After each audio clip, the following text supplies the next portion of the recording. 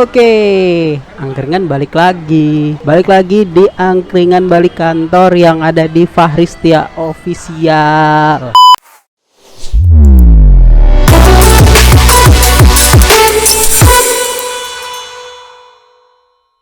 Kali ini kita mau review film apa? Spider-Man No Way Home. Ya, jadi Spider-Man No Way Home ini sudah rilis di Indonesia sejak 15 Desember 2021. Jadi begitu video ini rilis, ya udah nggak terlalu spoiler lah ya. Buat kalian yang udah nonton, berarti kita udah sama-sama paham. Buat kalian yang belum nonton, beli tiket woi.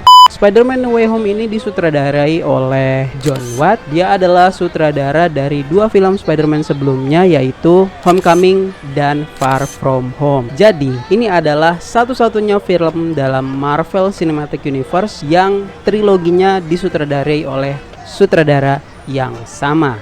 Spider-Man No Way Home ini masih juga dibintangi oleh cast yang sebelumnya sudah kita lihat di film Spider-Man sebelumnya. Masih ada Tom Holland sebagai Peter Parker aka Spider-Man, masih ada Zendaya sebagai MJ, dan masih ada Jacob Batalon sebagai Ned Leeds. Dan Spider-Man No Way Home ini menghadirkan Doctor Strange yang masih juga diperankan oleh Benedict Cumberbatch. Kalau ada Doctor Strange, tentu saja ada Wong gitu.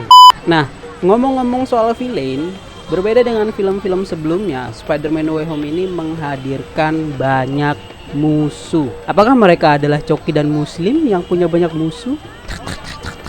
Jadi dihitung-hitung kira-kira ada 5 lah. Ada Green Goblin aka Norman Osborn yang masih diperankan oleh Willem Dafoe. Terus ada Dr. Otto Octavius yang masih diperankan oleh Alfred Molina. Dan masih ada Flynn Marko aka Sandman yang masih diperankan oleh Thomas Hayden Church. Dan masih ada Max Dillon aka Electro yang masih diperankan oleh Jamie Foxx. Dan juga ada The Lizard aka Dr. Kurt Connors yang masih diperankan oleh Rhys Ifans. Nah, di film Spider-Man No Way Home ini, Marvel Cinematic Universe juga ngetis kemunculan tokoh baru dalam MCU. Dia adalah Matt Murdock aka Daredevil yang diperankan oleh Charlie Cox. Salah satu scene yang keren ya ketika dia nangkep batu bata ya, walaupun di situ dia bukan tukang. Nah, jadi Spider-Man No Way Home ini mengisahkan kisah Peter Parker pasca terungkapnya identitasnya oleh Mysterio, dan dia sekarang sudah dikenal oleh banyak orang. Dimana nasib buruk itu ternyata nggak hanya menimpa Peter Parker, tapi juga orang-orang terdekat di sekitarnya. MJ, Ned, Bibi May, Letarjo, Siti Saripah, Bokjum, ya banyak lah. Terus Peter Parker akhirnya minta bantuan sama Doctor Strange untuk membuat orang-orang di sekitarnya tidak lagi ingat dirinya, yang malah mengakibatkan kekacauan atas multiverse. Jadi gue akan memisahkan reviewnya dari plus dan minus. Yang pertama kita ngomongin plusnya dulu ya. Plusnya dari segi drama, tentu saja seru banget. Karena ya seperti film Spider-Man biasanya, yang selalu mengisahkan pergolakan hidup si Peter Parker. Ya, dan di film ini juga sama ya. Dari mulai dia mau masuk kuliah, terus ada karakter yang meninggal. Ya karena ini udah cukup lama sejak filmnya dirilis, ya yang meninggal di Mei ya. Mampus lu. Itu fresh banget dan seru banget. Dan tentu saja bikin orang mellow dan nangis ya. Terus yang kedua plusnya adalah dari segi fighting scene. Menurut gua fightingnya seru banget juga karena kita melihat banyak musuh di sini ya, dan juga banyak hero tentu saja. If you know what I mean. Jadi pertarungannya tuh rame gitu. Gak kayak film Spider-Man sebelumnya yang Spider-Man tuh biasanya cuma ngelawan satu musuh. Dan melihat kolaborasi 3 Spider-Man melawan 5 musuh tuh seru banget gitu ya. Epic dan fresh banget.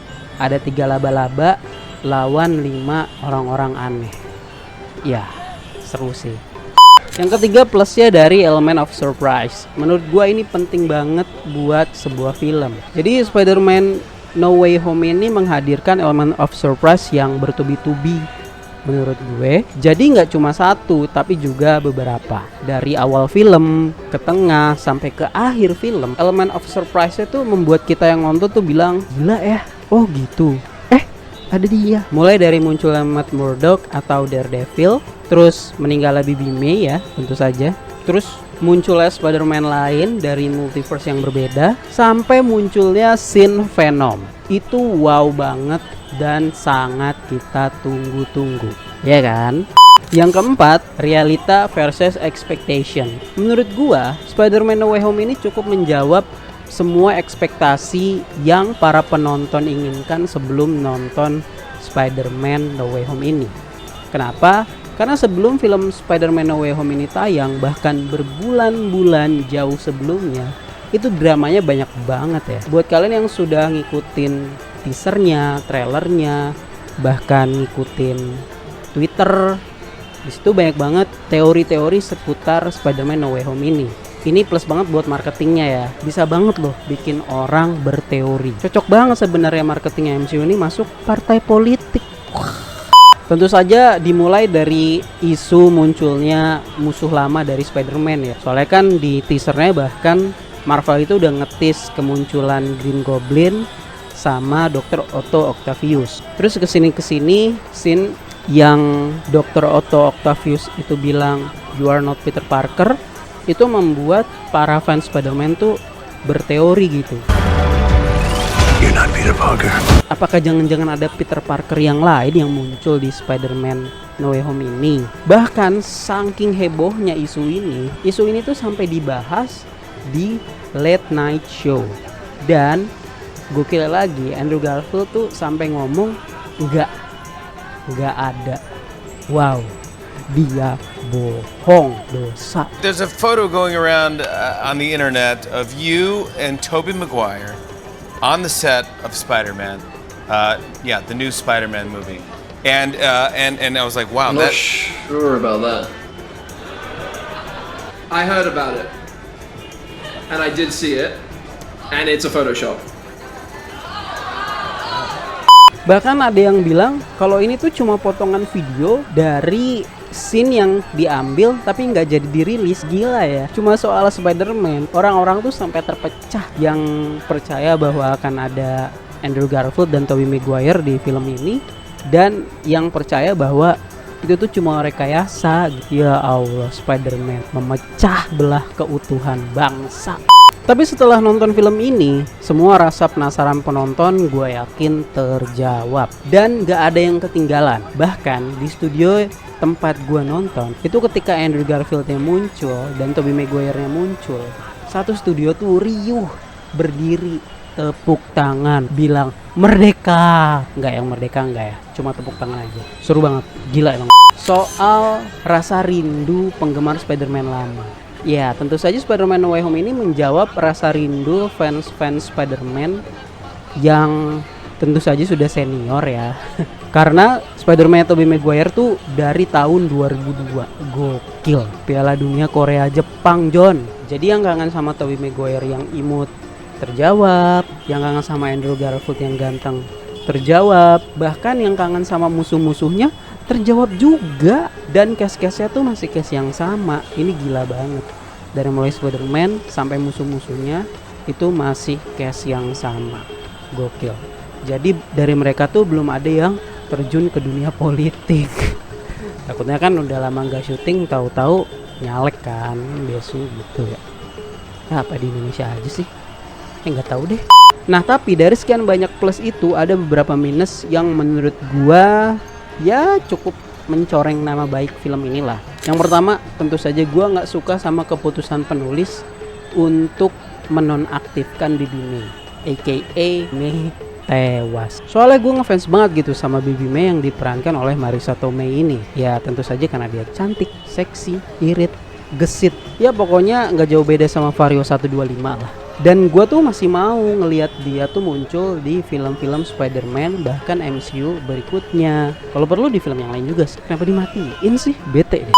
Yang kedua, setelah gue nonton film Venom Let There Be Carnage, dan ada post credit scene yang mengaitkan Venom dengan Spider-Man dan menjelaskan bahwa Venom dan Spider-Man itu beda multiverse, beda universe. Gue jadi berharap di Spider-Man No Way Home ini ada porsi Venom yang lebih. Tapi gue sangat kecewa ketika diperlihatkan pada kenyataan bahwa Venom yang muncul di Spider-Man No Way Home ini ya gitu doang.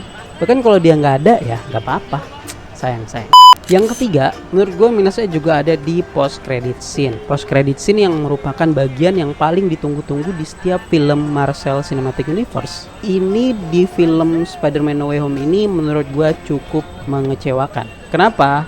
Karena post credit scene di film Spider-Man No Way Home ini benar-benar berbeda dari post credit scene-nya film Marvel yang lain. Kenapa? Karena aneh. Tentu saja selain post credit scene-nya Spider-Man Homecoming ya, yang ada Captain America-nya itu loh, yang kita nunggu udah lama ternyata gitu doang. Hi, I'm Captain America. Kenapa gue bilang aneh? Karena memang nggak biasa. Karena biasanya di post credit scene itu cuma ngetis. Ini di post credit scene-nya Spider-Man No Way Home ini dia malah naro trailer loh, ya Allah. Ya menurut gue ini terlalu berlebihan gitu untuk post credit scene. Menurut gue scene-nya Doctor Strange sama Wanda Maximoff tuh udah cukup loh buat ngetis akan ada kemunculan Doctor Strange di Doctor Strange Multiverse of Madness. Toh kita semua kan udah tahu bahwa ini berkaitan sama ending post credit scene-nya WandaVision. Tapi sayangnya nggak ada yang baru dan mencengangkan di post credit scene ini. Sayang banget.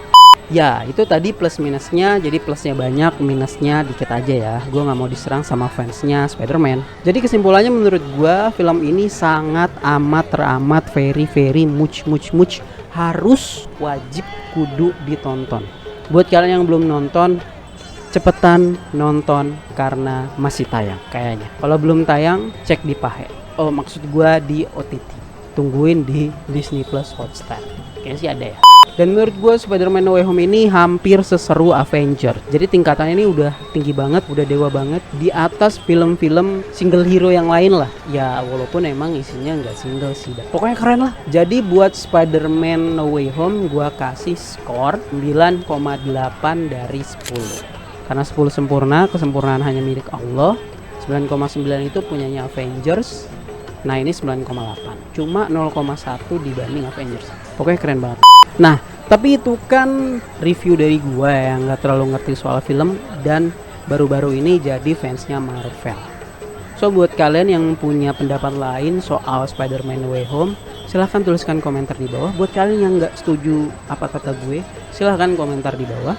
Atau buat kalian yang punya pertanyaan, tentu saja gue gak bisa jawab, jadi gak usah tinggalkan komentar di bawah. Buat kalian yang punya ide, kayaknya harus nonton film apa lagi ya buat ditonton dan review, silahkan tuliskan komentar di bawah. Atau kalian bisa DM ke Instagram @angkringan.balik.kantor. Tapi jangan cuma DM, follow juga lah. Dan kita juga punya podcast di Spotify, cari aja Angkringan Balik Kantor. So itu aja dari gue. Wassalam.